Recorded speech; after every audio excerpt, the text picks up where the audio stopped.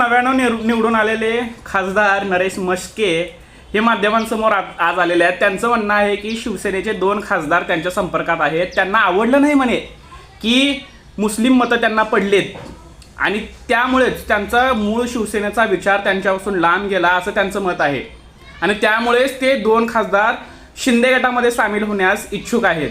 आता ते प्रयत्न करतायत की 6 खासदार कसं त्यांच्यासोबत येतील आणि डिस्क्वालिफिकेशनचा जो नियम आहे तो मोडला जाणार नाही आणि 6 खासदार मिळून पुन्हा शिंदे गटात प्रवेश करणार.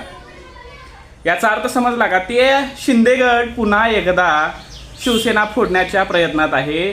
जे निवडून आलेले खासदार आहेत त्यांना विकत घेण्याचा डायरेक्ट धडधडीत प्रयत्न केला जातोय आणि कारण काय देत आहेत की मुस्लिम मतं जी त्यांना मिळालेत ते त्यांना आवडलं नाही आहे, ते शिवसेनेच्या तत्वात बसत नाही असं त्यांचं म्हणणं आहे.